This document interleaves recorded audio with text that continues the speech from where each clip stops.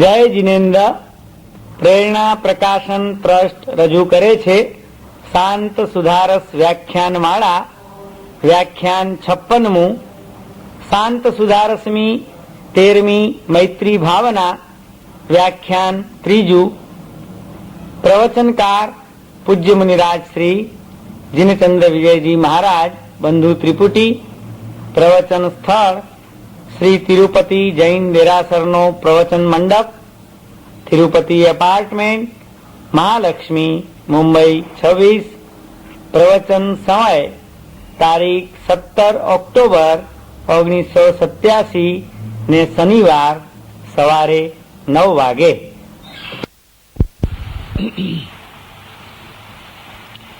સર્વત્ર મૈત્રીમુપકલ્પયાત્મન ચિંત્યો જગત્યત્ર ન કોપી શત્રુ કિયદ્દિનસ્થાયિની જીવિતેસ્મિન કિમ ખિદ્યસે વૈરિધિયા પરસ્મિન.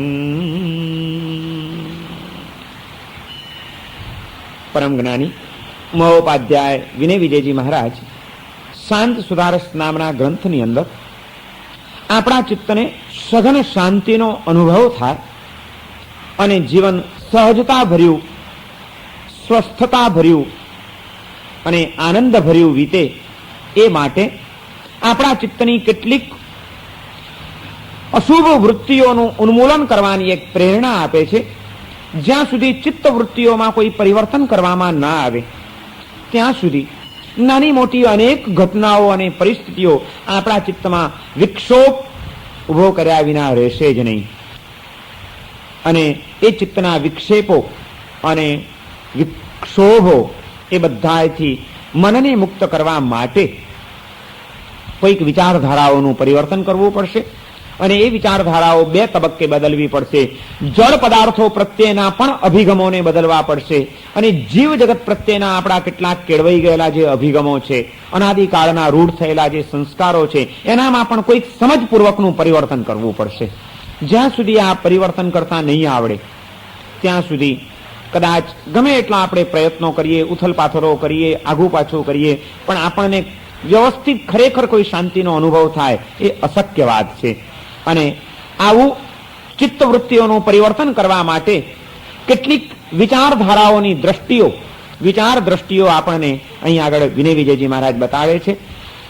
જીવ જગત પ્રત્યેનો આપણો વ્યવહાર સમ્યક વ્યવહાર બને, સૌજન્ય ભર્યો વ્યવહાર બને, સ્વસ્થતાજનક વ્યવહાર બને એ માટે મૈત્રી, પ્રમોદ, કરુણા અને માધ્યસ્થ્ય આ 4 ભાવોથી હૃદયને ભાવિત કરી દેવાનું એમણે આપણને સમજાવ્યું. જે કોઈ પણ ચૈતન્ય જગતની સાથે સંપર્કમાં આવવું છે એવા પ્રત્યેક આત્માઓને જોઈને એક જ વિચાર કરો કે એ પણ મારી જેવો એક આત્મા છે. આત્મત્વના નાતે, ચૈતન્યના નાતે અમે બધા એક જ છીએ, સમાન છીએ. શા માટે ભેદભાવો ઉભા કરવા? જીવો પ્રત્યે દુર્ભાવના જન્મે છે એને જ્યારે આપણે આપણાથી જુદો માનીએ છીએ ત્યારે એમાંથી અનેક ભેદ વૃત્તિઓ જન્મે છે. ભેદની ભાવના ટળી જાય અને ઐક્યની ભાવના જો આવી જાય તો કદાચ અનેક દુર્ભાવનાઓ ઓછી થઈ ગયા વિના રહે નહીં. આ દુર્ભાવનાઓને ઓછી કરવા માટે અને મૈત્રી ભાવનાને પુષ્ટ કરવા માટે આત્મૌપમ્યની ભાવના, એકત્વની ભાવના પ્રગટાવવી બહુ જ જરૂરી છે. સમત્વ લાવવા માટે સમત્વની ભાવના કેળવવી જરૂરી છે. ચિત્તવૃત્તિનું સમત્વ, માધ્યસ્થ્ય, બેલેન્સ આવે એ માટે સમત્વની ભાવના કે અમે બંને સમ છીએ, સમાન છીએ, આ કેળવવું બહુ જરૂરી છે. અને આ જો સમાનતાની ભાવના આવશે, મારી જ જેવો એક આત્મા છે, અમે એક જ ભૂમિકાના છીએ, આ દ્રષ્ટિ જો કેળવાઈ જશે તો ઉપશમ પણ આવશે અને સમત્વ પણ આવશે. આપણે ત્યાં શાસ્ત્રોની અંદર સમત્વના 3 અર્થ કર્યા છે. સમત શબ્દ એક જ છે, સમત્વ, પણ સમ એટલે એક તો ઉપશમ, બીજું સમ એટલે સમાનતાની ભાવના અને ત્રીજું સમત્વ એટલે માધ્યસ્થ્ય, ન રાગ હોય ન દ્વેષ હોય, બંનેની વચ્ચે સમદ્રષ્ટિ હોય, તુલ્ય દ્રષ્ટિ, તુલ્યતાની ભાવના, એકત્વની ભાવના અને ઉપશમની ભાવના, ત્રણેયમાં સમત્વ શબ્દનો પ્રયોગ થઈ શકે છે. પણ કોઈ પણ આત્માને આ મારી જેવો જ છે, અમે સમાન છીએ, આ સમત્વ જો આપણે કેળવી લઈએ તો કષાયોનો ઉપશમ રૂપ સમત્વ પણ આવ્યા વિના રહે નહીં, અને ચિત્તવૃત્તિના બેલેન્સ રૂપ સમત્વ પણ આવ્યા વિના રહે નહીં. બાકીના બે સમત્વ આ એક સમત્વ કેળવવા દ્વારા સહજ બની શકે એમ છે. આ સુધી આપણે કોઈને પણ આ આત્મૌપમ્યની ભાવનાથી નિહાળ્યા જ નહીં, વિચાર્યા જ નહીં, જોવાનો પ્રયત્ન જ કર્યો નહીં. માટે ઘણા બધા ગૂંચવાડા આપણા મનની અંદર ઊભા થતા ગયા. આ ગૂંચવાડો દૂર કરવા માટે મૈત્રીનો વિચાર, મૈત્રીની ભાવના એક પ્રબળ સાધન છે, અને એ સાધનની આ રીતે સાધના કરવાની છે. મૈત્રીને સિદ્ધ કરવા માટે એની સ્પષ્ટ સમજણ હોવી જરૂરી છે કે મૈત્રી એટલે શું. બીજાના હિતનો વિચાર એનું નામ મૈત્રી.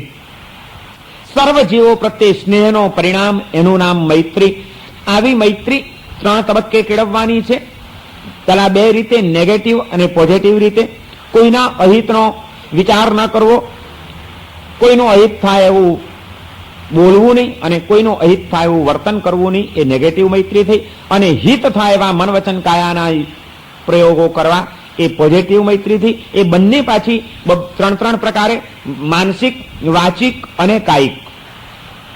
આટલી ઊંડાણથી આ મૈત્રીની ચર્ચા કર્યા પછી આવી મૈત્રી પ્રગટે કેવી રીતે, આ મૈત્રી આવે કેવી રીતે જીવનની અંદર, એની યોગ્યતા શું, એને માટે આ મૈત્રીને ન આવવા દેનાર જે બે દોષ છે એ દોષને દૂર કરવાનો પ્રયત્ન કરવો જોઈએ. આપણને બીજાના હિતનો વિચાર ન થવા દેનાર જો કોઈ હોય તો આપણા ચિત્તમાં ઘર કરી ગયેલી બે વૃત્તિઓ છે, બે દોષ છે આપણા આત્માના. એક દ્વેષ અને બીજો સ્વાર્થ. દ્વેષથી ઘેરાયેલો આત્મા કે સ્વાર્થથી બંધાયેલો આત્મા એ ક્યારેય પણ બીજાના હિતનો વિચાર નહીં કરી શકે.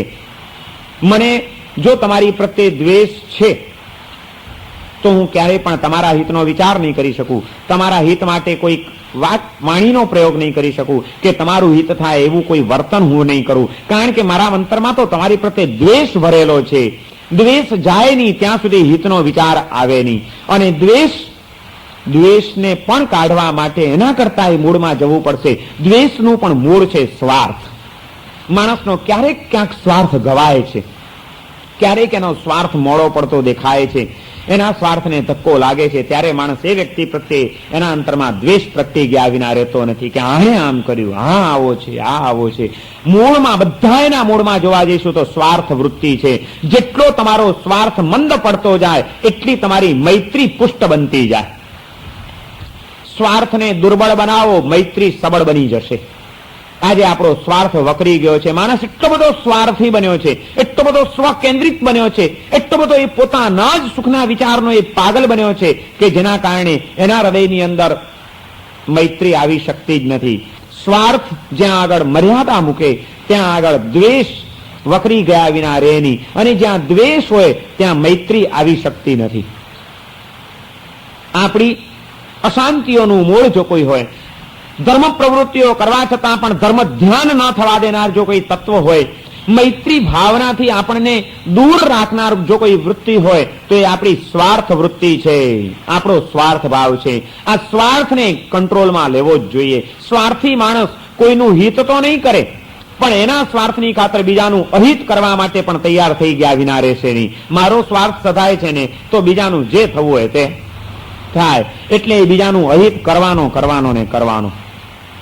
બીજાના અહિતના પણ મૂળમાં જો કોઈ હોય તો એ માણસનો આ સ્વાર્થનો ભાવ છે, સ્વાર્થનો કોઈક સંસ્કાર છે, સ્વાર્થની કોઈક પ્રવૃત્તિ છે. અને જ્યાં એ વધ્યું ત્યાં આગળ પછી કુટુંબનું અહિત થઈ જાય, સમાજનું અહિત થઈ જાય, દેશનું અહિત થઈ જાય, કોઈ વિચાર એને આવી શકતો નથી. આજે કેટલું દેશનું અહિત થઈ રહ્યું છે, અને તે છતાં પણ એ ચાલ્યા કરે છે. કેમ? કે સ્વાર્થ વધી ગયો. માટે મારો સ્વાર્થ સદાય છે ને તો દેશનું જે થવું હોય તે થાય. સમાજનું કેટલું અહિત થાય છે, સમાજ શોષાઈ રહ્યો છે, સમાજ જરૂરિયાતથી વંચિત બની રહ્યો છે, પણ નહીં, મારો સ્વાર્થ છે. સંગ્રહ વૃત્તિ વધી. કેમ વધી? કારણ કે સ્વાર્થ. ચીજની અછત થાય એમ છે, સંગ્રહ કરી દો. કૃત્રિમ અછત ઉભી કરી દો, ભાવ આસમાને જશે તો માલનો સ્ટોક કર્યો છે તો આપણને ફાયદો વધારે થશે. મારા ફાયદાની ખાતર સમાજને હાડમારી ભોગવવી પડે તો ભોગવે, લોકોને દુઃખી થવું પડે તો થાય, પણ મારો સ્વાર્થ સદાય છે ને. આ સ્વાર્થ વૃત્તિમાંથી જ વેપારીઓ પોતાનો વેપારી ધર્મ ભૂલ્યા. આ સ્વાર્થ વૃત્તિ પ્રબળ બનવાના કારણે જ કુટુંબ જીવનો આજે છિન્ન ભિન્ન થતા જોવા મળે છે આપણને. કારણ કે મારો સ્વાર્થ છે, મને વધારે મળવું જોઈએ, એ નથી મળતું તો બાપ સાથે પણ દુશ્મનાવટ કરતા વાર નહીં. મારી ઈચ્છા મુજબ નથી ચાલતું તો ભાઈ ભાઈ સાથે પણ વાંધા પડતા વાર નહીં. મારા દીકરાઓ મહેનત કરે, કમાઈ અમે અને સરખા ભાગમાં ભાઈઓ લઈ જાય, આવું તો કેમ ચાલી શકે? કારણ કે મેં મહેનત કરી છે, મારા દીકરાઓએ મહેનત કરી છે અને મારા ભાઈઓ એમને એમ લઈ જાય. આ સ્વાર્થ આવ્યો. એ સ્વાર્થ આવ્યો એટલે કે ચાલો ભાઈ આપણે છૂટા થવું છે. કેમ ભાઈ છૂટા થવાનું આવ્યું? એના મૂળમાં જો જોવા જશો તો આ જ છે. ભાઈ મારો જ ભાઈ છે ને, કદાચ 2 પૈસા વધારે લઈ ગયો, એને કદાચ વધારે મળ્યું, થોડી મહેનત મારે વધારે કરવી પડી ને એને ઓછી કરી, પણ મારો ભાઈ છે ને એ સુખી થાય છે ને, એ સુખી થાય તો આપણે સુખી. આ વિચાર મંદ પડ્યો, આ વિચાર ઓછો થયો, પોતાના જ સુખનો વિચાર પ્રબળ બન્યો, માટે ભાઈ ભાઈના સંબંધો બગડ્યા, માટે પિતા પુત્રની વચ્ચે વૈરમનસ્યો ઉભા થયા. સ્વાર્થ વૃત્તિ જ્યાં પ્રબળ બનશે ત્યાં આગળ આ દ્વેષ આવ્યા વિના રહેશે નહીં, અને દ્વેષ મૈત્રીને હડસેલી દેશે. જ્યાં દ્વેષ છે ત્યાં મૈત્રી આવી શકતી નથી. બેનું એક ઠેકાણે સાથે રહેવું શક્ય નથી. મૈત્રી અને દ્વેષ બે વિરુદ્ધ વસ્તુઓ છે, એક ઠેકાણે કેમ રહી શકે? અને આજે નાના મોટા દરેકના જીવનની અંદર જોવા જઈશું અને નાના મોટા દરેક પ્રસંગોમાં જો આપણે જોવા જઈશું તો અનેક સંઘર્ષોનું કારણ ઊંડે જોવા જશો તો કોઈક ને કોઈક માણસનો સ્વાર્થ પડેલો હશે. આ સ્વાર્થ વૃત્તિને નિયંત્રિત કરવા માટે, સ્વાર્થ વૃત્તિને કંટ્રોલમાં લેવા માટે જ્ઞાની પુરુષોએ આપણને પ્રેરણા કરી છે કે જો તમે એ નહીં ઘટાડી શકો તો ક્યારેય પણ તમે ધર્મ ધ્યાનને નહીં પ્રાપ્ત કરી શકો. કારણ કે ધર્મ ધ્યાન મૈત્રી વિના આવતું નથી. મૈત્રી દ્વેષ ટળ્યા વિના પ્રગટતી નથી. દ્વેષ સ્વાર્થ વૃત્તિ ઓગળ્યા વિના જતો નથી. બધાનું મૂળ છે સ્વાર્થ વૃત્તિને મંદ કરતા ચાલો, સ્વાર્થ વૃત્તિને ઓગાળતા ચાલો. અને એ માટે એક જ વિચાર કરવો પડશે કે જેમ મારા સુખનો વિચાર કરું છું એમ આ પણ મારી જ જેવો આત્મા છે ને, એ પણ સુખી થાય છે, એમાં મને શું વાંધો? મારે રાજી થવાનું છે. આ આત્મૌપમ્યની ભાવના, બીજો પણ મારી જેવો એક જીવ છે, એનામાં પણ એક આત્મા છે ને એ સુખી થાય છે, મને કોઈ વાંધો નથી. આ ભાવ જો આપણે પ્રબળ બનાવી શકશું તો જ આપણે આપણા જીવનને સંભાળી શકશું. આજે આ સ્વાર્થ ભાવનાની મંદતા દુર્લભ બનતી ગઈ છે અને સ્વાર્થ વૃત્તિનો વંટોળ વધતો જાય છે. માટે સમાજમાં, દેશમાં, કુટુંબમાં બધી ઠેકાણે અનેક સમસ્યાઓ અને સંઘર્ષો ઉભા થઈ ગયા છે. સામાજિક સમસ્યાઓના મૂળમાં પણ જોવા જઈશું તો કોઈક વ્યક્તિઓના સ્વાર્થો હશે. કુટુંબ જીવનના સંઘર્ષોમાં પણ જોવા જઈશું તો આખરે સ્વાર્થ આવીને ઉભો રહેશે. દેશની હાલત બગડતી જતી હોય એના પણ મૂળમાં જોશો તો દરેક વ્યક્તિને પોતાના સ્વાર્થનો વિચાર છે અને પોતાના સુખનો વિચાર છે. બીજાનો કોઈ વિચાર કરવા તૈયાર નથી. માટે જ આ પરિસ્થિતિના નિર્માણ થયા છે. આમાંથી મુક્ત બનવું જ રહ્યું. અને એ મુક્ત બનવા માટે હું બરોબર છું, મને બધું બરોબર છે, પછી બીજાની મારે શું ચિંતા? આ જે વિચાર છે ને ભૂલી જવો પડશે. અરે આ દુનિયાની અંદર એક પણ જીવની સાથેનો તારો સંબંધ તૂટે એ ચાલી શકે એમ નથી. આખું વિશ્વનું તંત્ર ચાલી રહ્યું છે, એમાં દરેક જીવનું કંઈક ને કંઈક યોગદાન અને અનુદાન પડેલું છે. એના વિના જો તું તારી જાતને ગમે એટલી હોશિયારી માનતો હોય, આજે ભલે કદાચ તારા પુણ્યના ઉદય ચાલતા હોય, બધું સીધું પડતું હશે, પણ ક્યારે એમાં વાંધો પડતા વાર નહીં લાગે, વાંકું પડતા વાર નહીં લાગે. સમગ્ર જીવની સાથેનો સમ્યક અભિગમ દરેક જીવોનો જેટલો સારો કેળવાય એટલું વિશ્વનું હિત અને વિશ્વની શાંતિ સઘન બનતી જશે.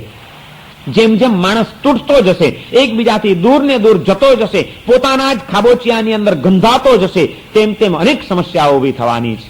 આજે આપણે આપણા જીવનને, આપણા સુખોને, આપણા સ્વાર્થોને એ બધાને એટલા બધા ટૂંકા બનાવી દીધા છે.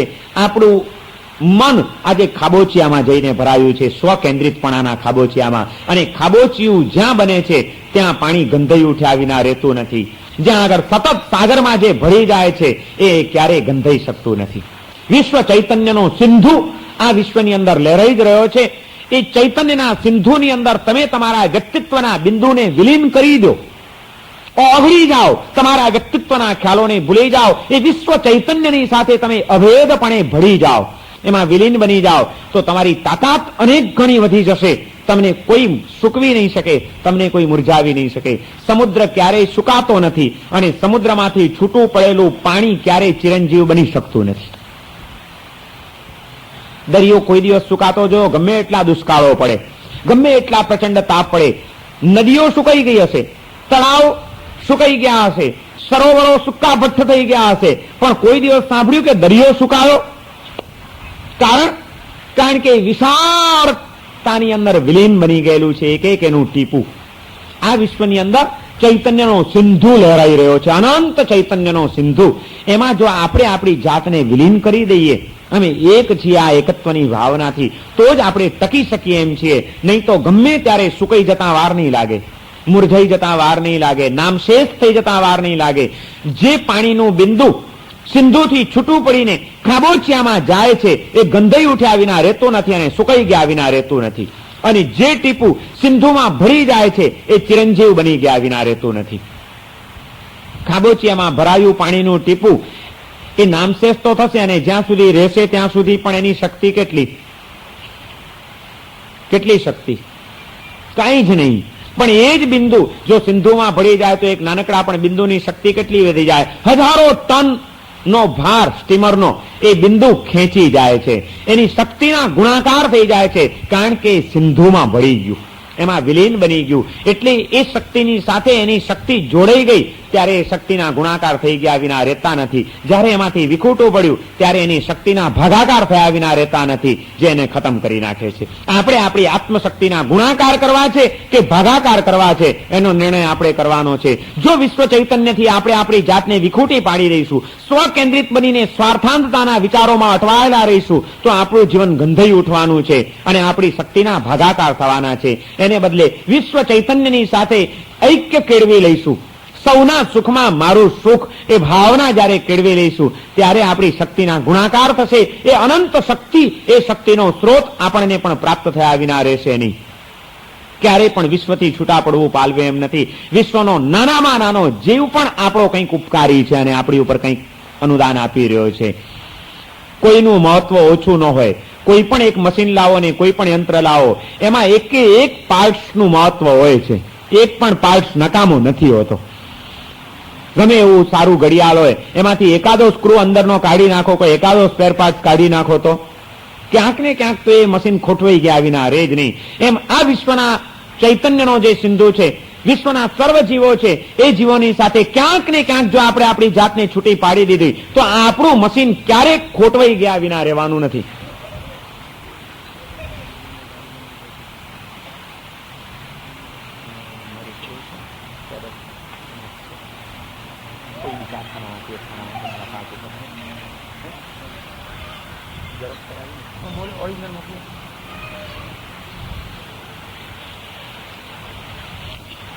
સમગ્ર વિશ્વની સાથે આપણે એ રીતે જોડાવવું પડશે, જ્યાં આગળ કંઈ જ ન હોય, કોઈ ભેદભાવ ન હોય, એક પણ વ્યક્તિ મારા માટે નકામી છે એ વિચારને ભૂલી જજો.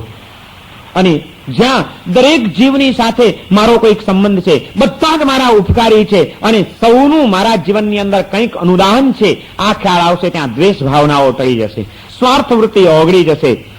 આજે આપણે જાણે કે કોઈની મારે શું જરૂર છે, આ વિચારમાં, આપણા અહંકારમાં આપણે અથડાયા છીએ અને માટે જ બીજાઓની પ્રત્યે અનુચિત વર્તન કરતા આપણને વાર નથી લાગતી. તરત જ આપણે એની સાથે અયોગ્ય વર્તાવ કરી બેસીએ છીએ. આ આપણી જે ગંભીર ભૂલ છે, એ ભૂલથી આપણે બચવું જ રહ્યું. કઈ રીતે આમાંથી બચી શકાય? જ્યાં સુધી જગતના જીવોને જોવાનો સાચો અભિગમ અને આ દ્રષ્ટિકોણ નહીં કેળવાય, ત્યાં સુધી આ દ્વેષ ભાવનામાંથી આપણે બચી નહીં શકીએ. આજે એવા અનેક જીવો આપણને જોવા મળશે કે જે બીજાના હિતનો વિચાર ક્યાં પોતાના સ્વાર્થની ખાતર ભયંકર બીજાનું અહિત કરી નાખવા માટે પણ તૈયાર થઈ જાય છે. અને એની સામે જેની ચેતના વિશાળ બની ગઈ છે, જેની ચેતના વ્યાપક બની ગઈ છે, જેની ચેતના વિશ્વ ચેતનાની સાથે જોડાઈ ગઈ છે, એવા તીર્થંકરોના આત્માઓ આપણને એવા જોવા મળશે કે પોતાનું અહિત પણ થવા દઈને, કષ્ટો સહન કરીને અને સુખોને જતા કરીને પણ બીજાના હિત માટે તત્પર બન્યા વિના રહેતા નથી. જેની ચેતના વ્યાપક બનશે, એ પોતાનું સુખ જતું કરીને, પોતાનું થોડુંક અહિત કરીને પણ બીજાનું હિત કર્યા વિના રહેશે નહીં. જેની ચેતના વધુ ને વધુ સંકુચિત બનશે એ બીજાનું અહિત કરીને પણ પોતાનો સ્વાર્થ સાધ્યા વિના રહેશે નહીં. પાપાત્મા અને પરમાત્માની વચ્ચે જો કોઈ ફરક હોય તો તે આ જ છે. પાપાત્માની ચેતના સંપૂર્ણપણે સ્વકેન્દ્રિત બની ગયેલી હોય છે. પરમાત્માની ચેતના સંપૂર્ણપણે વ્યાપક બની ગયેલી હોય છે, વિશ્વ ચેતના સાથે જોડાઈ ગયેલી હોય છે. પાપાત્માની ભૂમિકા ઉપરથી પરમાત્માની ભૂમિકા સુધી પહોંચવાનું છે અને એને માટે પણ વચ્ચેના બીજા બે તબક્કાઓ પસાર કરવાના છે. પાપાત્મા એક નિમ્ન કક્ષાનો તબક્કો છે. એની પછીનો તબક્કો આવે છે પામર આત્મા, એની પછીનો તબક્કો આવે છે ધર્માત્મા અને છેલ્લો તબક્કો આવે છે પરમાત્મા. પાપાત્મા, પામરાત્મા, ધર્માત્મા અને પરમાત્મા, 4 તબક્કાની અંદર આ વિશ્વના જીવો વહેંચાયેલા છે. મૈત્રીની સાધના માટે આ 4 તબક્કાઓને સમજવા જરૂરી છે. પાપાત્મા સ્વાર્થાંધ હોય છે, પામરાત્મા સ્વાર્થી હોય છે, ધર્માત્મા પરમાર્થી હોય છે, નિસ્વાર્થી હોય છે અને પરમાત્મા પરમાર્થી હોય છે. જીવોના 4 પ્રકારો છે. એક સ્વાર્થાંધ જીવો, બીજા સ્વાર્થી જીવો, ત્રીજા નિસ્વાર્થી જીવો અને ચોથા પરમાર્થી જીવો. આ 4 તબક્કામાં વિશ્વના સર્વ જીવો વહેંચાઈ જાય છે. સૌથી પહેલો પ્રકાર છે સ્વાર્થાંધ જીવો. સ્વાર્થનો અંધાપો જેને લાગ્યો છે અને અંધાપો લાગવાના કારણે જે કંઈ જોઈ શકતા જ નથી, વિચારી શકતા જ નથી, બીજાના સુખ તરફ નજર પણ નાખી શકતા નથી, એવા સ્વાર્થાંત માણસોની એટલી બધી નિમ્ન કક્ષાની ભૂમિકા હોય છે કે ગમે તેમ કરીને મને સુખ મળવું જોઈએ, મારો સ્વાર્થ સધાવવો જોઈએ, મને કંઈક લાભ પ્રાપ્ત થવો જોઈએ, પણ એ એમને એમ નથી થતો. બીજાનું જતું કરીને, બીજાનું સુખ હડપ કરીને થાય એમ છે તો કે તોય વાંધો નહીં, લાવ બીજાનું હડપ કરી લઉં, બીજાનું અહિત કરીને પણ પોતાનું હિત, પોતાનું જ હિત કરવામાં જે તત્પર રહે છે એવા આત્માઓ એ સ્વાર્થાંધ છે, એ પાપાત્મા છે. જે બીજાઓનું સતત અહિત કર્યા કરે છે પોતાના નાના નાના સુખ માટે, નાના નાના સ્વાર્થો માટે, નાનકડા કોઈક અહંકાર માટે પણ બીજાનું અહિત થઈ જાય, બીજાનું જીવન ગમરોડાઈ જાય, બીજાનું કોઈક ભયંકર વિનિપાત થઈ જાય, એટલી હદે ગમે તેવું વર્તન પણ કરતા જેને કોઈ હિચકિચાટ નથી થતો અને સહજતાથી જે બીજાઓનું અહિત કરતા જ ચાલે છે એને આપણે ત્યાં સ્વાર્થાંધ આત્માઓ કીધા છે. એને સાપની ઉપમા આપવામાં આવી છે કે સાપ જેવા છે. 4 પ્રકારના જીવો, ચારેની 4 ઉપમાઓ છે. શાસ્ત્રોની અંદર 4 પ્રકારની ઉપમા આપવામાં આવેલી છે. એમાં જે એકદમ નિમ્ન કક્ષાના જીવો એને સાપ જેવા કીધા છે. સાપ કોઈની ઉપર ઉપકાર તો નથી કરતો, પણ અવસર આવે ત્યારે અપકાર કર્યા વિના પણ રહેતો નથી. એ કોઈનું હિત તો નથી કરતો, પણ ગમે ત્યારે કોઈકને ડંખ મારીને અહિત કર્યા વિના રહેતો નથી. એમ જે પાપાત્મા છે, સ્વાર્થાંત માનવો છે, એ ગમે કોઈનું હિત તો કરતા નથી એના જીવનમાં, પણ જ્યાં અવસર આવે, મોકો મળે, પોતાનો સ્વાર્થ સધાતો હોય તો બીજાનું અહિત કર્યા વિના પણ રહેતા નથી. આ એકદમ નિમ્ન કક્ષાના. એના કરતા કંઈક જેની ચેતના થોડીક પણ વિકસેલી છે એવો એક બીજો વર્ગ આવે છે જીવોનો, એને કીધું છે સ્વાર્થી જીવો, પામર આત્મા. પાપાત્મા નથી પણ પામર છે, એ સ્વાર્થી છે. એટલે કે બીજાનું હિત પણ કરતા નથી પણ સાથે સાથે બીજાનું અહિત પણ કરતા નથી. એ પોતાનું સંભાળીને બેઠા છે. કોઈનું હિત પણ નહીં કરવું ને કોઈનું અહિત પણ નહીં કરવું. સામાન્ય જે પશુઓ છે એને ઉપમા આપવામાં આવી છે. આવા સ્વાર્થી માણસો પશુ જેવા છે. ચાલુ જે ગાયો છે ફર્યા કરતી હોય છે, જ્યાં મળે ઘાસ ત્યાં ચરી લે છે, ન મળે તો કંઈ તમને મારવા આવતી નથી. એ કોઈનું અહિત પણ કરતી નથી, કોઈનું હિત પણ કરતા નથી. એવા સામાન્ય જે પશુઓ કે જે દુનિયાને કંઈ આપતા પણ નથી. ગાય તો દૂધ પણ આપે છે, પણ ઘણા એવા પણ પશુ છે કે આપતા કંઈ જ નથી, એમ સાથે કોઈ નુકસાન પણ પહોંચાડતા નથી, કોઈનું અહિત પણ નથી કરતા અને કોઈનું હિત પણ નથી કરતા. એવા પશુ, સ્વાર્થી માણસ, એને આવા પશુ જેવો કીધો છે.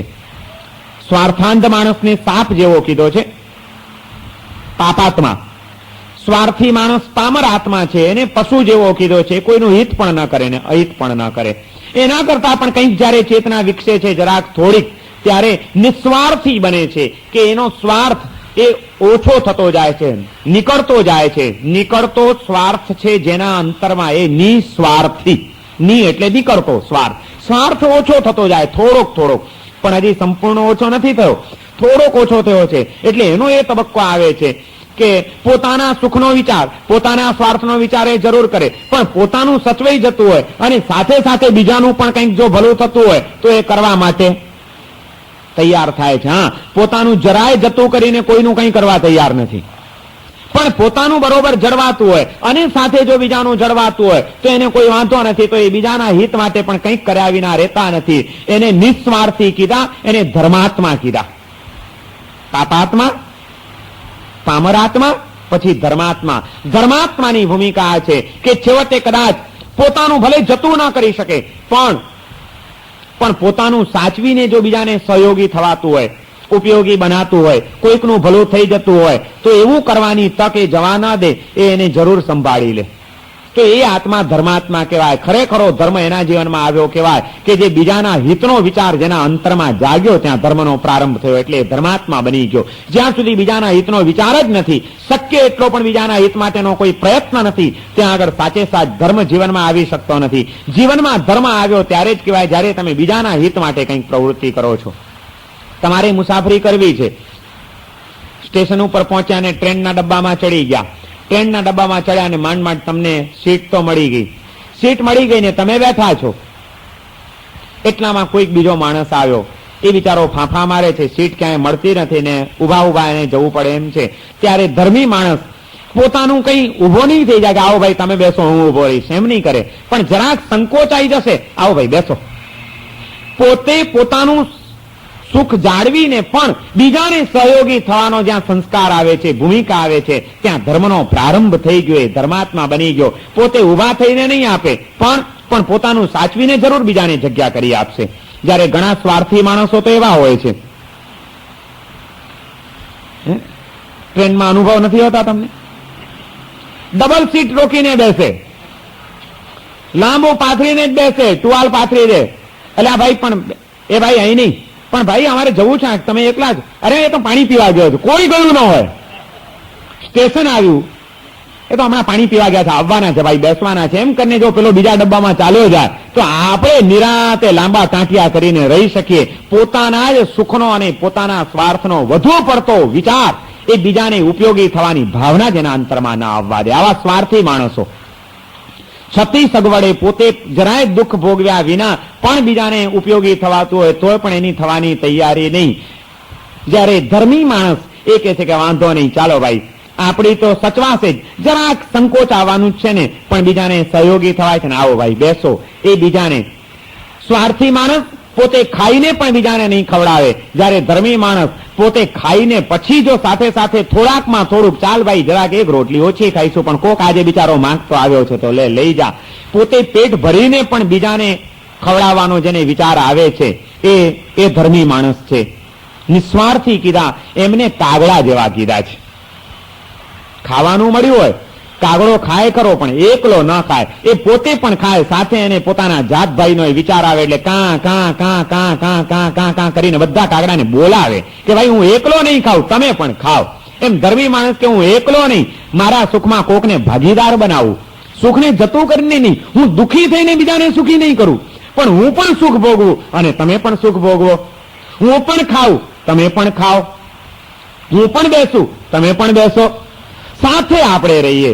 કાગડામાં પણ આટલા સંસ્કાર હોય છે કે કોઈ દિવસ એકલ પેટો ન થાય, કૂતરો બીજાનું હડપ કરી જાય, કાગડો પોતાનામાં બીજાને નોતરું આપીને ભાગ પાડે.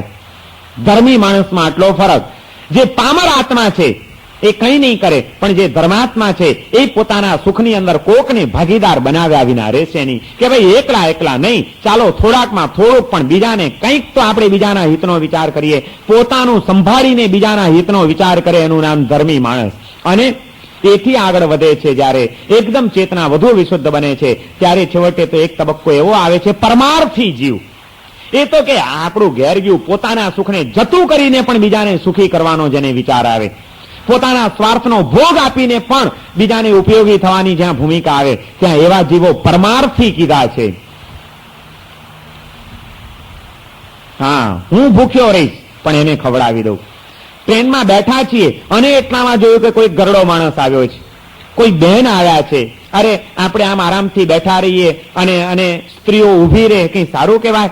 એમને બેસાડી દેવા જોઈએ. આ ધક્કા મુક્કીમાં કોઈકના ધક્કા લાગશે, એમની મર્યાદાઓ ન જળવાય એના કરતા એ વ્યવસ્થિત સીટ ઉપર બેસી જાય. આપણને ક્યાં જુવાન જોત માણસ છે ઉભા રહેતા વાંધો આવે છે.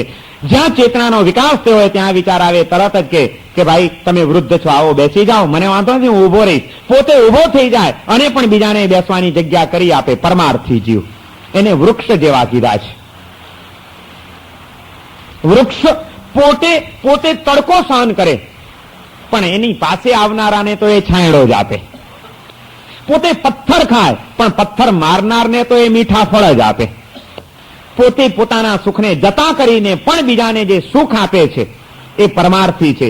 પોતે સુખ પોતાનું સાચવીને જે બીજાના સુખનો વિચાર કરે છે એ નિસ્વાર્થી છે, એ ધર્માત્મા છે.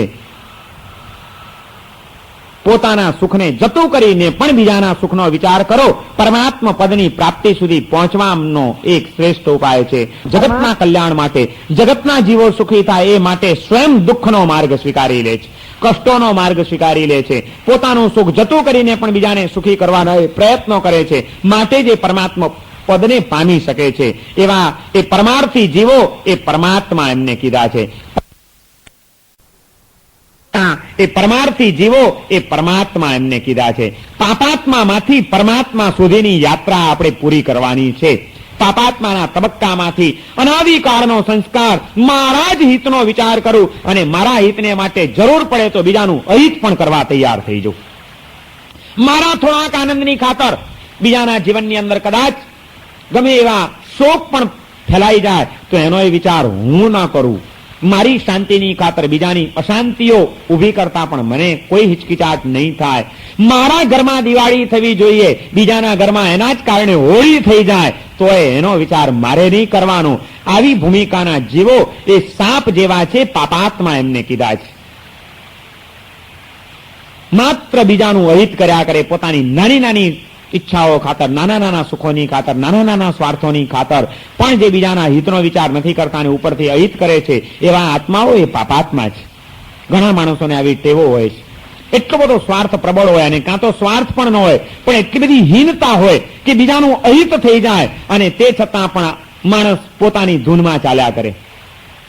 એક ઠેકાણે અમે જોયું હતું, રસ્તા ઉપર બે ચાર યુવાનો ઉભા હતા, તીખડી યુવાનો.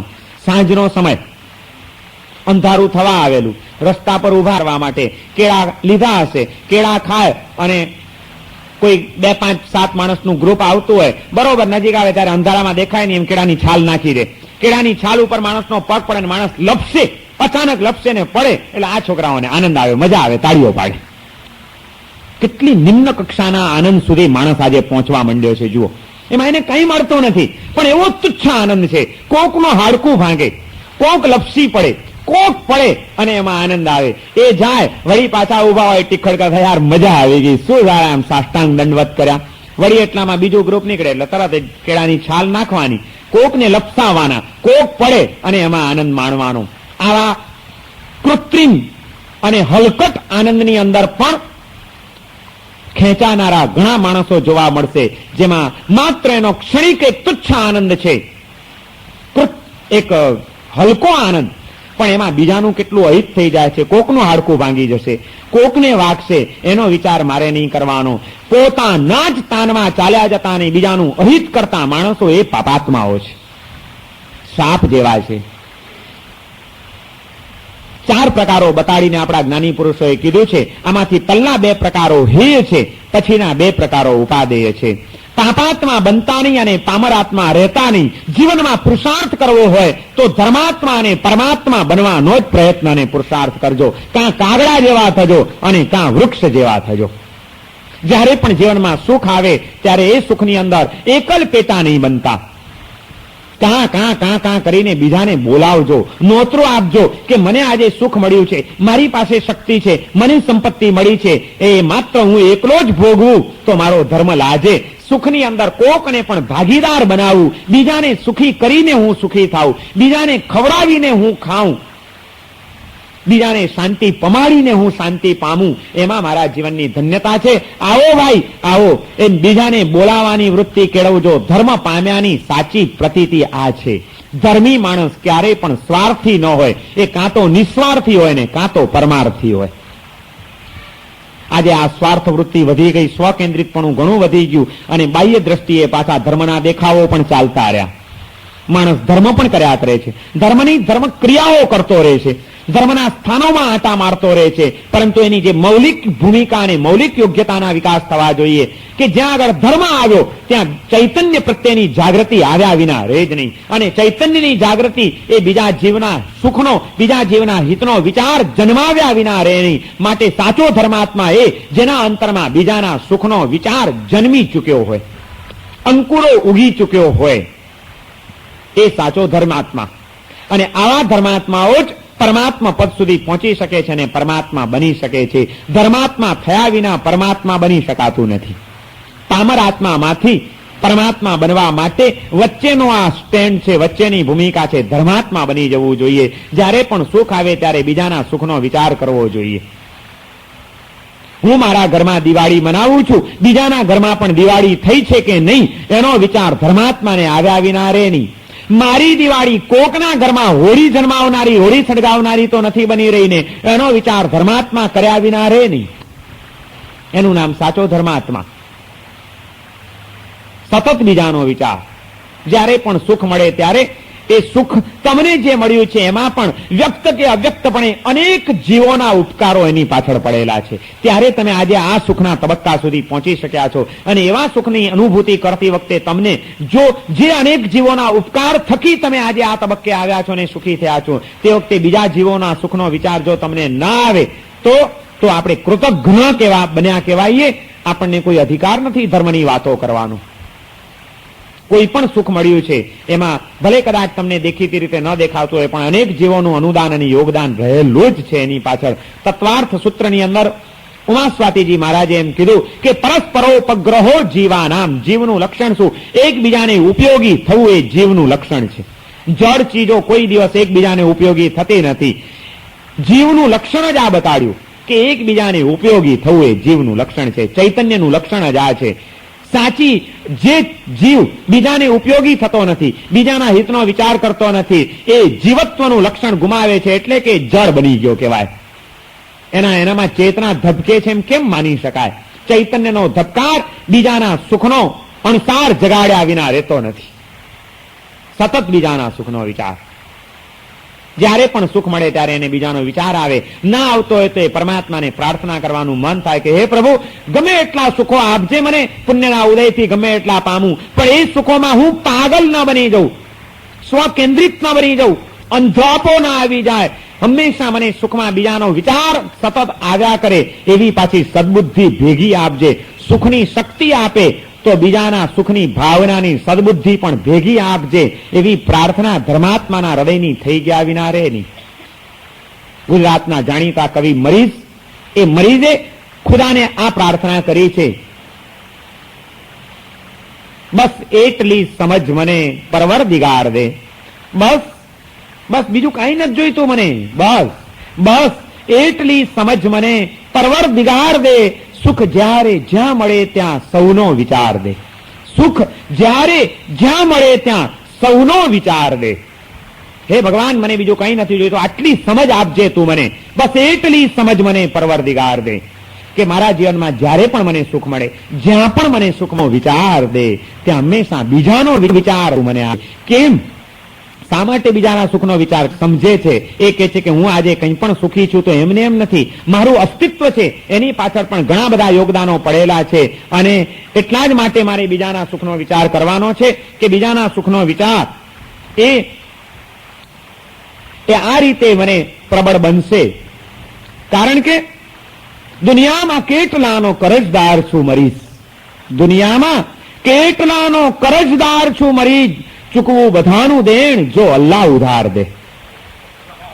આ દુનિયામાં કેટલા જીવોના ઉપકારો મારી ઉપર થયેલા છે. આ અનંત કાળની અંદર કયો જીવ મારી સાથે સંપર્કમાં નહીં આવ્યો હોય ને મારી ઉપર ઉપકારની હેલીઓ નહીં વરસાવી હોય, મને ક્યાં ખબર છે. પણ કેટલા બધા ઉપકારો એક એક જીવના આપણી ઉપર થયેલા છે જન્મ જન્માંતરની અંદર. એ બધા જીવોનું ઋણ આપણા માથે ચડેલું છે. એ ઋણ કોઈ રીતે ફેડી શકાય એમ નથી. અરે એનું વ્યાજ પણ ચૂકવી શકાય એમ નથી. દિવાળીએ કોઈકના વ્યાજ વસૂલ કરવા તો જશો, પણ આપણી ઉપર પણ કોઈકના લેણા ચડેલા છે એનું વ્યાજ વસૂલ કરવાની ભાવના અહીંયામાં જન્માવજો. દુનિયામાં કેટલાનો કરજદાર છું મરીઝ, ચૂકવું બધાનું દેણ. જો અલ્લાહ ઉધાર દે, મારી તાકાત નથી જીવનમાં ગમે એટલું કરું તો એ જીવોના ઉપકારના ભારમાંથી હું બહાર નીકળી શકું. અશક્ય વાત છે. હું એ દેણ ચૂકવી શકું એમ જ નથી. તો જ ચૂકવાય જો ભગવાન ઉધાર આપ્યા જ કરે મને ગમે એટલું, અને હું બધાનું ચૂકવ્યા કરું તો ચૂકવી શકું ને આ ઋણમાંથી મુક્ત બની શકું. બાકી હું કોઈના ઋણમાંથી મુક્ત બની શકું એ અશક્ય વાત છે. એટલા બધા ઉપકારો જ્યારે આ જગતના જીવોના મારી ઉપર થયેલા છે, ત્યારે સુખના દિવસોમાં હું કોઈ જીવનો વિચાર ના કરું અને મારામાં પાગલ બની જાઉં તો મારા જેવો અધમ માણસ બીજો કોઈ નહીં. માટે સુખ જ્યારે જ્યાં મળે ત્યાં સૌનો વિચાર દે, હંમેશા મને બીજાનો વિચાર આપજે, આ પ્રાર્થના કરે છે. સાચો ધર્માત્મા કોણ? કોણ સાચો ધર્માત્મા? જે હંમેશા બીજાના સુખનો વિચાર કરે તે, જે હંમેશા બીજાના સુખ માટે કંઈક ને કંઈક પ્રવૃત્તિ કરે તે, જે હંમેશા બીજાના સુખ ખાતર ઘસાઈ છૂટવામાં જીવનની ધન્યતા માને તે, એનું નામ સાચો ધર્માત્મા. પરમાર્થી બનીને વિશ્વના સર્વ જીવોનું કલ્યાણ કરીને પરમાત્મા બનવાની ભૂમિકા પછી આવશે. એ પહેલા બીજાના સુખનો વિચાર કરવાની ધર્માત્માની ભૂમિકાને પ્રગટાવવી પડશે. પરમાત્મા સૌને સુખી કરે છે, ધર્માત્મા સૌના સુખની ભાવના કરે છે. ભાવનામાં અને કાર્યમાં ફરક છે. આપણા હૃદયની અંદર સૌ સુખી થઈ જાય એવી ભાવના હોય, પણ સૌને સુખી કરવાની શક્તિ આપણી પાસે નથી. એને માટે જે પ્રચંડ પુણ્ય જોઈએ, એને માટે જે આત્મશક્તિ જોઈએ એ આપણી પાસે નથી.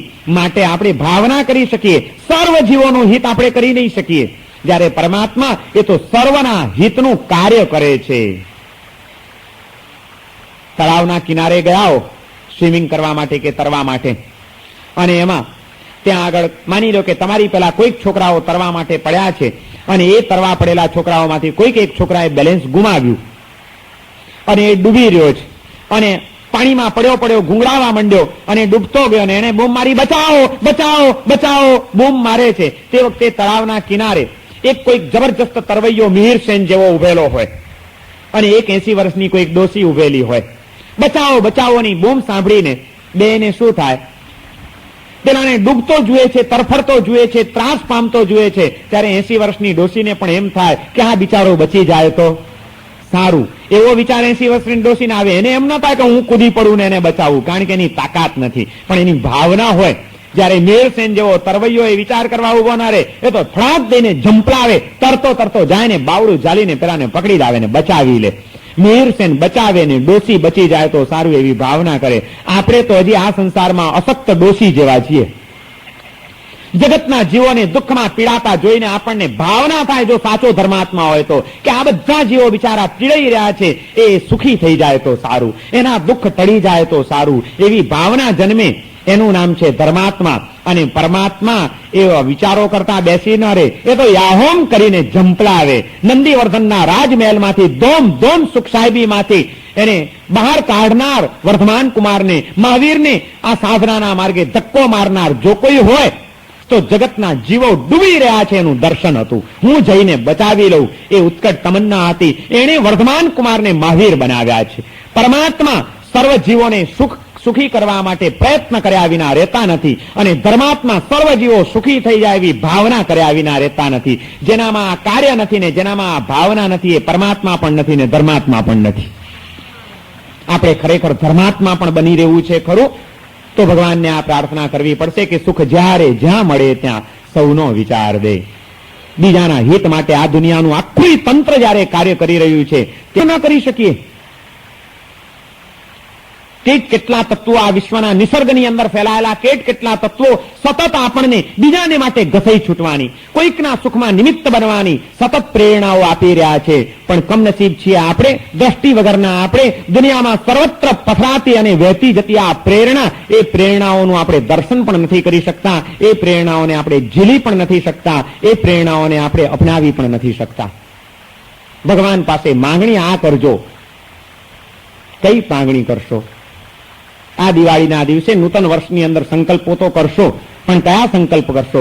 આજ સુધી સંકલ્પ કર્યો હશે કે આ નવા વર્ષમાં અમને વધુ સુખ મળે ને અમે વધુ સુખી થઈએ. આ ખરેખર આ વખતનું નવું વર્ષ આ ભાવનાથી દીપાવજો કે અમને નહીં, બધાને બહુ સુખ મળે અને આ નવા વર્ષમાં બીજાને સુખી કરવાની મને વધુ શક્તિ અને સદભાવના મળે. એ રીતે આ મારું નવું વર્ષ વીતજો. આ વખતનો સંકલ્પ સુખી થવાનો નહીં, બીજાને સુખી કરવાનો કરીને નૂતન વર્ષને મંગલમય બનાવવાનું છે.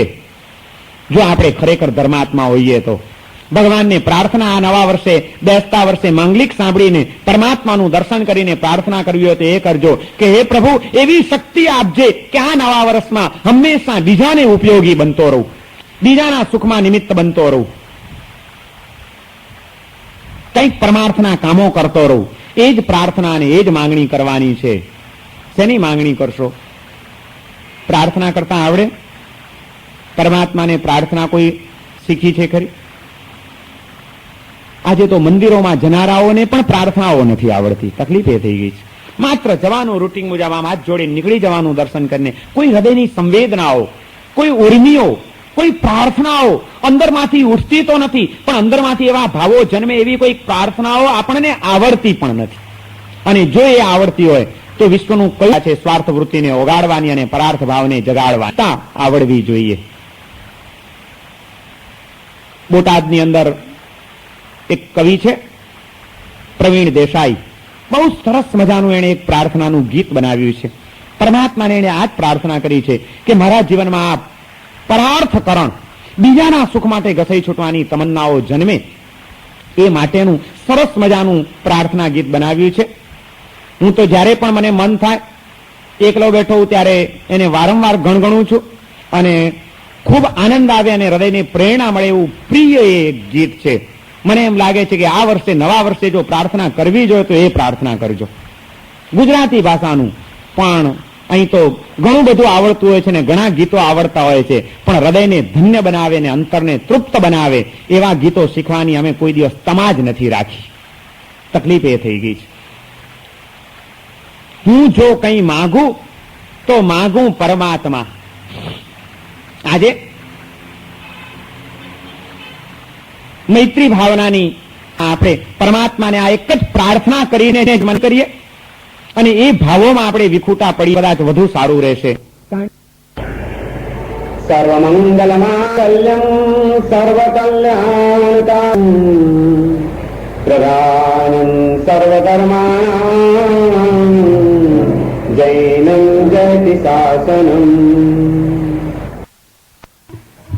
કવિ દુલાકાદ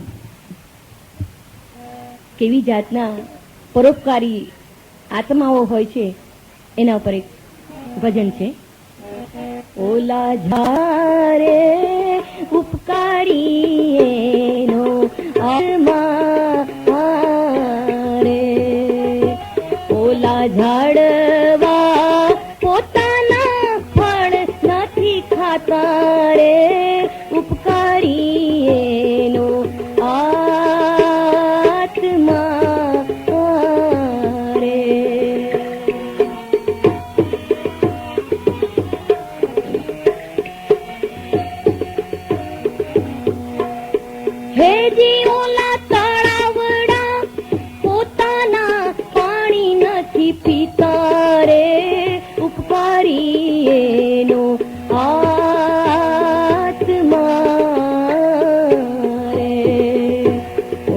ઝાડવા પોતાના ફળ નથી ખાતા હે, ઉપકારી એનો આત્મા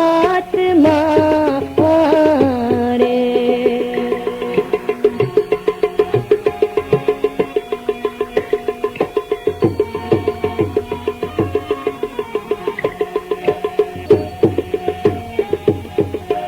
કે વન માર ખડતી રે ઘાસ મુખે ચરતી રે, વન માર ખડતી રે ઘાસ મુખે ચરતી રે, હેજી ઓલી ગાવડિયું પોતાના દૂધ નથી પીતી રે, ઉપકારી એનો આત્મા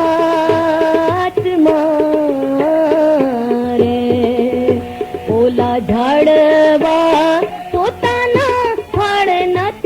દાતા રે ઉપકારી એનો આત્મા રે.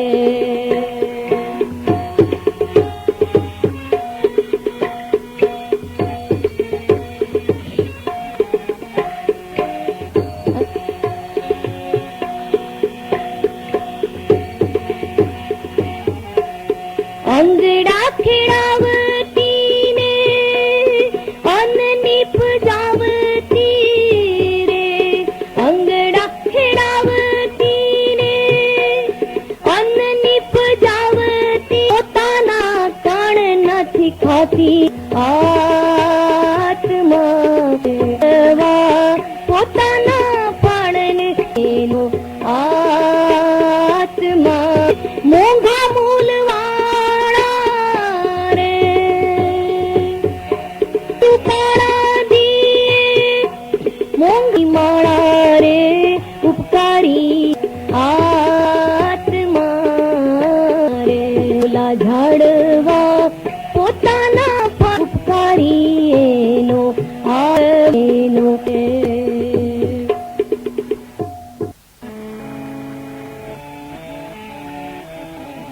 તારા માર્ગથી અમે લાખો જોજન દૂર.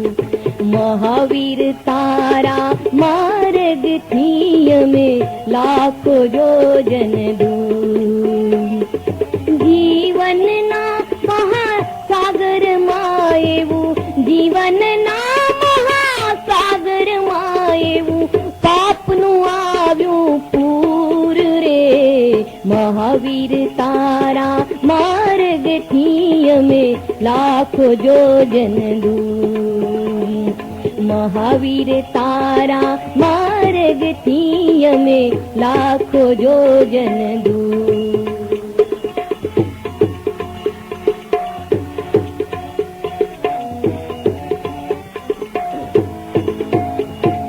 સિદ્ધિના શિખરે સ્થાન ક્યાં તારું ને ક્યાં મારી તળેટી. સિદ્ધિના શિખરે સ્થાન ક્યાં તારું ને ક્યાં મારી તળેટી. વિરાટને કહો કેમ કરીને જંતુઓ શકે ભેટી. વિરાટને કહો કેમ કરીને જંતુઓ શકે ભેટી. સૂરજના પ્રકાશની સામે સૂરજના પ્રકાશની સામે તારલાનું શું નૂર રે. મહાવીર તારા માર્ગથી અમે લાખો જોજન દૂર.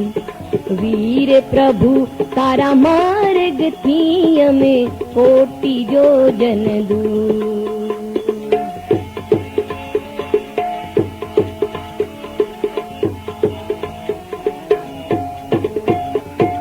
નિર્મલ ગંગા જેવી તારી પાવનકારી વાણી.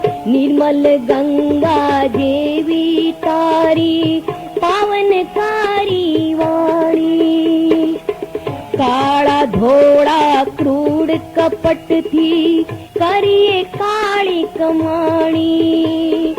કાળા ધોળા ક્રૂડ કપટથી કરીએ કાળી કમાણી.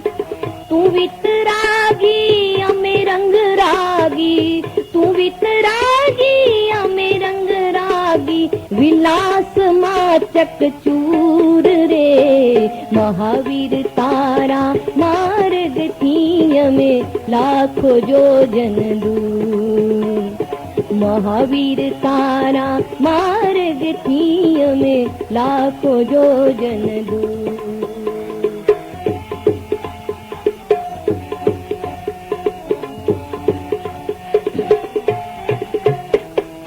ઘોર ભયંકર ઉપસર્ગો સામે કેવી સમતા તારી.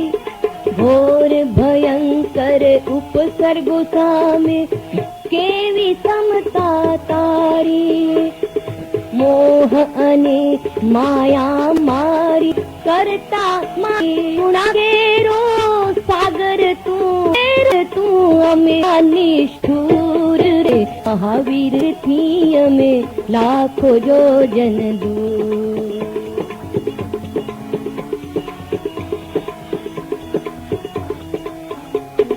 તારી અને અમારી વચ્ચે અંતર એટલું મોટું, તારી અને અમારી વચ્ચે અંતર એટલું મોટું, તોય નિરંતર ભરીએ અમે તો પગલું ખોટું ખોટું, તોય નિરંતર ભરીએ અમે તો પગલું ખોટું ખોટું. તેમ છતાંય ઉરે અમારા, તેમ છતાંય ઉરે અમારા ઝંખે તને જરૂર રે મહાવીર તારા માર્ગથી અમે લાખો જોજન દૂર. વીર પ્રભુ તારા માર્ગથી અમે કોટી જોજન દૂર. જીવનના મહાસાગરમાં એવું, જીવનના મહાસાગરમાં એવું પાપનું આવ્યું પૂર રે મહાવીર તારા માર્ગથી અમે લાખો જોજન દૂર. અમે લાખો જોજન દૂર, અમે લાખો જોજન દૂર. ત્વમેવ ત્વમેવ બંધુ ચ સખા ત્વમેવ ત્વમેવ વિદ્યા દ્રવિડં ત્વમેવ ત્વમેવ સર્વં મમ દેવ દેવ. અસત્યો માહેથી પ્રભુ પરમ સત્ય તું લઈ જા. ઊંડા અંધારેથી પ્રભુ પરમ તેજે તું લઈ જા. મહામૃત્યુ